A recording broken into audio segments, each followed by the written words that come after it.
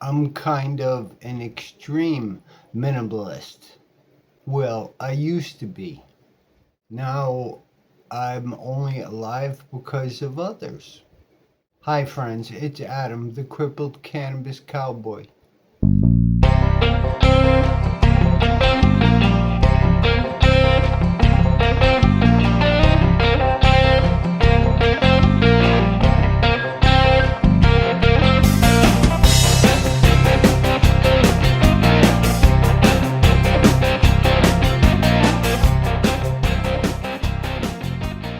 Thanks for watching my video on minimalism. I was just thinking there, and there's a lot of things gonna dawn on me that might be a help to others. If you like what you see and it actually taught you something, subscribe to my channel and help me out a little bit. Looking back and kind of viewing how I lived, what I went through, and it's kind of like the things I'm doing now sort of showed me the benefits of being a minimalist. It was growing my plants actually. I sort of learned that only give when something's needed and more benefits happen that way. If I make it already available to the plant, it doesn't grow vigorously, if that makes any sense. I know the most vigorous growth I ever noticed in myself was when I didn't have something. I kind of got tired of not having what I needed, so I had to look around my environment and figure out what would work for this particular situation. It was not like I thought. I always made sure I had everything I needed, but there was a lot of adjusting. I came from an entirely different lifestyle. I had an entirely different line of work. I had an entirely different lifestyle and way I lived. And jumping into this jumping into this minimalism thing was a big wake up call for me because I was kind of like, oh, hey, I need this, but this isn't around because I don't have that kind of dollars coming in. I didn't make a lot of money, so I had to live in accordance to the money thing. I took a severe pay cut changing my lifestyles. It was expected. It's not like I didn't expect it to happen. I kind of wanted it to happen in a weird way. I remember figuring it out for myself and like garbage. How much garbage do you accumulate in a day?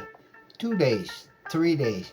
You would not believe how much garbage that I accumulated. After I started paying attention, I would make one garbage kitchen garbage bag, the white ones you put in the trash can, one every 2 weeks. That's what I did. I mean, that's just myself. Then there was the laundromat thing. I had to pay attention to my clothes. Kind of like, all right, do I have enough clothes to make it through the week? Do I have enough clothes to make it through 2 weeks? That was kind of rare. But I remember I didn't have a washer and dryer, so I can't just wash my clothes. I had to go to a laundromat. So I determined a day that I can do as much laundry as I can. And I had that one day every week. Well, sometimes two, but usually it was only one day a week that was dedicated to laundry. That mentality recycled into many things.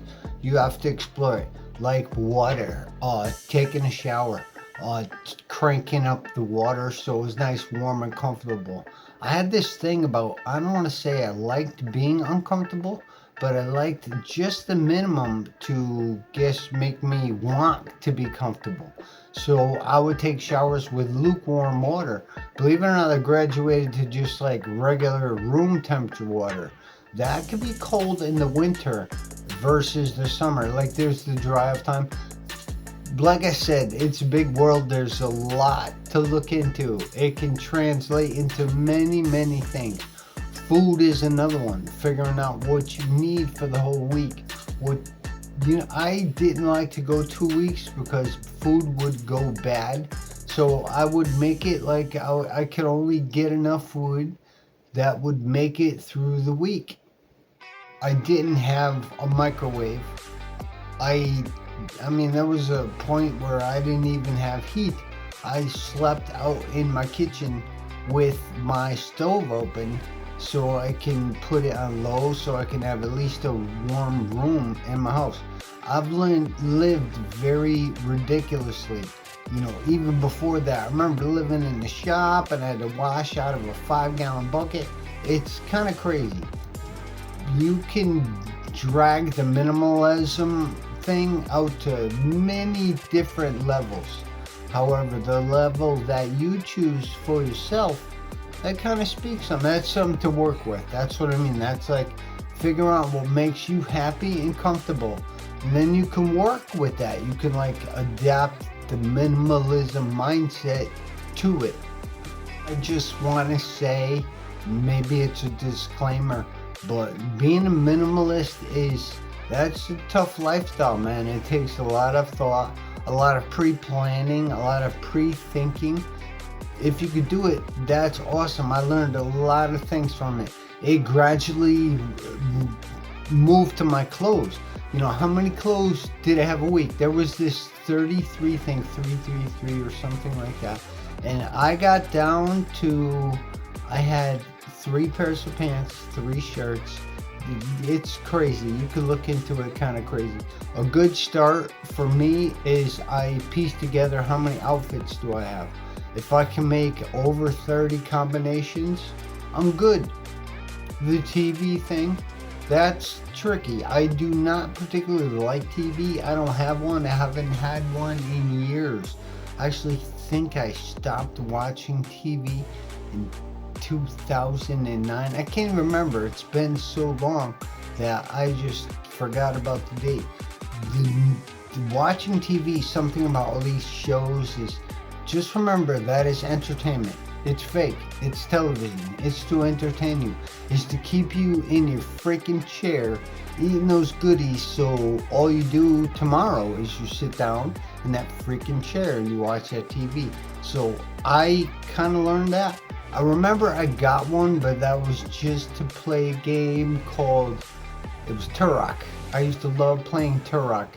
It was like, I forget what game system, but I would like battle against dinosaurs or whatever. But I didn't have TV. I didn't have cable.